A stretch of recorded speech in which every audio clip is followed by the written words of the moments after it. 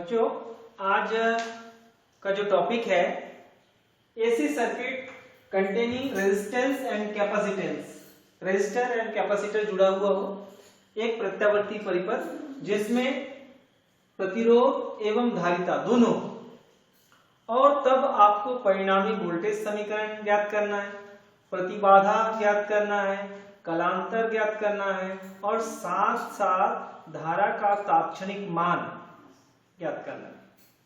तो 4 पॉइंट्स इसमें फाइंड करना है। सबसे पहले resultant voltage equation, second impedance, third phase difference and fourth जो है आपका इंस्टेंटेनियस करंट इक्वेशन। ये 4 पॉइंट आपको यहां पर निकालना है।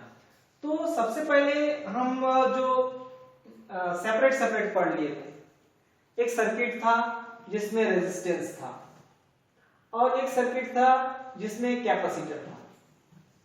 तो ये दोनों सर्किट अगर आप पहले से कर लिए हैं तो आप आसानी से जो है आप आरसी सर्किट को कर सकते हैं। तो चलिए कैसे करना है इस पे हम बात करते हैं। तो suppose you are taking a resistor of resistance R and a capacitor of capacitance C are connected in series, and finally this combination is connected with alternating AC source.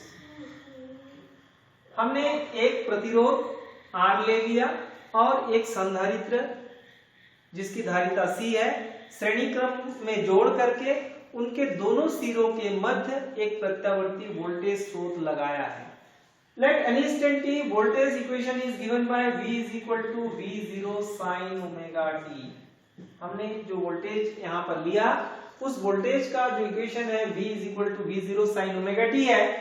अब यहाँ पर जो है due to this let any instant t voltage equation is given by V is equal to V0 sin omega t। मतलब जो voltage का समीकरण है हमने V is equal to V0 sin omega t दिया है। अब जब ये वोल्टेज लगाएंगे तो क्या होगा, इस वोल्टेज के कारण इंस्टेंटेनियस करंट फ्लो हो जाएगा। Suppose current is flowing through this circuit is I, due to this voltage current is flowing through this I। मतलब इस वोल्टेज स्रोत के कारण इसमें एक विद्युत धारा जो है I प्रवाहित होती है किसी क्षण। देन पोटेंशियल डिफरेंस अक्रॉस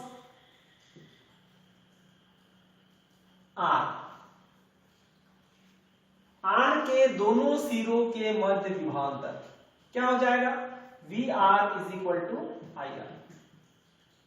इसकी इक्वेशन 1, इक्वेशन नंबर 2। अब potential difference between two plates of C, मतलब C के दोनों प्लेटों के मध्य जो विभवांतर है वो क्या हो जाएगा, VC is equal to IXC, where XC is 1 by omega C or 1 by 2 pi FC, that is capacitive reactance।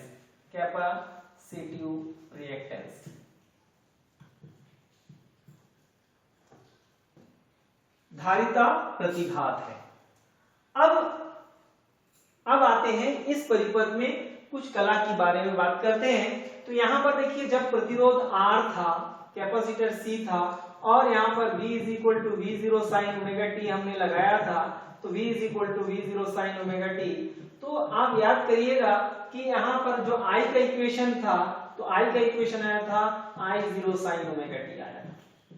मतलब इसका और इसका दोनों का जो फेस है R वाला सर्किट में, दोनों का फेस क्या है, सेम है। जबकि C वाला सर्किट में यहां पर V is equal to क्या है, I is equal to equation आया था I is equal to I0 sin of omega t plus pi by 2। ये इक्वेशन अपने पास आया। यानी यहां पर V का जो कला है वो कम है, I का कला ज्यादा है। Face of I is greater than face of V, या face of V and face of I both having same. So here we know that since VR and I are in same phase, यानी VR तथा I दोनों समान कला में है, समान कला में, दोनों का फेस सेम है, मतलब दोनों एक साथ जनरेट होगा। यहाँ पर VR और I दोनों का डायरेक्शन क्या हो जाएगा, सेम हो जाएगा। VR and I both are in same direction. अगर हम इसमें देखें तो इसमें I जो है आगे है और V पीछे है, तो यहां पर I leads and I leads VC by pi by 2।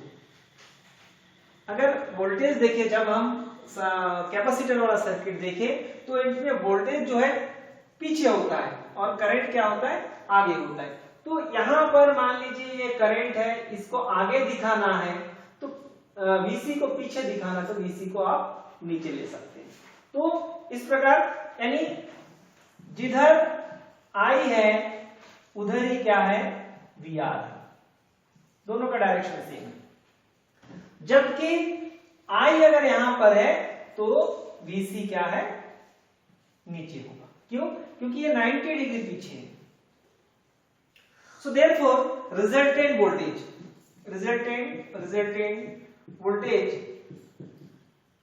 परिणामी वोल्टेज, तो परिणामी वोल्टेज यहां पर क्या हो जाएगा, परिणामी voltage V is equal to under root of VR square plus VC square. क्यों? क्योंकि देखिए यहां पर अगर हम इसको एक क्या बना दे, एक राइट एंगल ट्राइंगल बना दे, तो ये हाइपोटेनस हो गया, ये बेस हो गया, ये एल्टीट्यूड हो गई, ये BC है, माने ये भी BC हो जाएगा। तब इसको जब हम सॉल्व करेंगे तो क्या हो जाएगा, V इज इक्वल टू हो जाएगा under root of I square R square plus I square plus XC का स्क्वायर। तो इस प्रकार V इज इक्वल टू क्या हो जाएगा, I बाहर आ जाएगा, हमने VR का वैल्यू रखा, VR का वैल्यू IR है, तो I square R square, VC का वैल्यू IXC है, I स्क्वायर XC स्क्वायर हो जाएगा। तो I स्क्वायर यहाँ पर कॉमन होगा, उसके बाहर आ जाएगा, यानी I अंडर रूट ऑफ क्या हो जाएगा, R square plus XC square. तो यही जो है आपका रिजल्टेंट वोल्टेज इक्वेशन होगा। ऐसा सर्किट जिसमें केवल दो चीज हो, रेजिस्टेंस और कैपेसिटेंस हो, तो ऐसे सर्किट के लिए V इज इक्वल टू क्या हो जाएगा, I under root of R square plus XC square.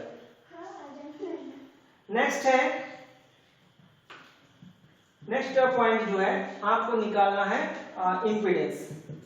Impedance माने प्रतिबाधा। तो अगर इस इक्वेशन से हम ले लें तो V इज इक्वल टू क्या है, I under root of R square plus XC का स्क्वायर, तो V upon I is equal to क्या हो जाएगा, under root of R square plus XC का स्क्वायर।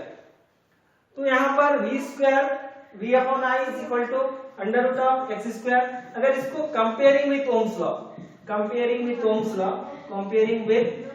लॉ तो क्या हो जाएगा, V अपॉन I, ये resultant resistance of the circuit and denoted by Z, it is also called impedance and denoted by Z. So impedance Z is equal to under root of R square plus XC का square. तो ये हो जाएगा आपका impedance of the circuit when the circuit containing resistance and capacitor। इसको आगे चाहे तो आप इस फॉर्म में भी लिख सकते हैं, Z इज इक्वल टू, आप चाहे तो Z इज इक्वल टू लिख सकते हैं under root of R square, XC का वैल्यू क्या है 1 अपॉन ओमेगा C, यानी 1 upon omega square C square. तो ये जो है आपका इंपिडेंस का इक्वेशन हो जाएगा। When we are comparing this equation with Ohm's law, it will give the effective resistance of the circuit known as impedance and denoted by Z।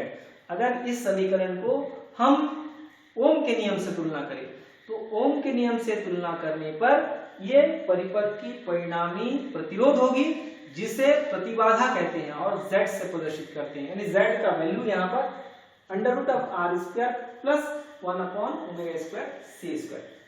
अब आते हैं इसमें कलांतर की बात करते हैं। कलांतर यानी फेज डिफरेंस। कलांतर यानी फेज डिफरेंस आपको निकालना है। तो फेज डिफरेंस अगर हम इस डायग्राम को देखें तो देखिए यहाँ पर मान लीजिए फेज फाई है, तो यहाँ पर देखिए I पीछे सॉरी I आगे है, किससे? V से आगे है। कितना एंगल आगे है? I। Let I leads V by 5 radian, 5 angle से। तब यहाँ पर tan phi is equal to, यहाँ पर tan phi is equal to क्या हो जाएगा? 10, अगर ये एंगल फाई है, tan phi मतलब opposite by base, opposite is VC upon VR। VC का वैल्यू क्या है? IXC upon IR, I cancel हो जाएगा। XC का वैल्यू क्या हो जाएगा? tan phi is equal to XC 1/ωc upon R।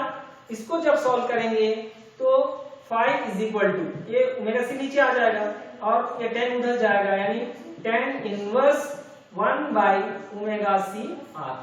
इतना एंगल्स में ये लीड्स करेगा। अब instantaneous current equation, instantaneous current equation क्या हो जाएगा? I is equal to I0 sine of ωt plus phi. जहां पर फाई का वैल्यू हमने निकाल लिया, फाई का वैल्यू क्या है? tan inverse 1/ωc R। तो I इज इक्वल टू, और I0 क्या है? पीक वैल्यू ऑफ करंट है। इस प्रकार आप जो है इस डेरिवेशन को कर सकते हैं। Thank you.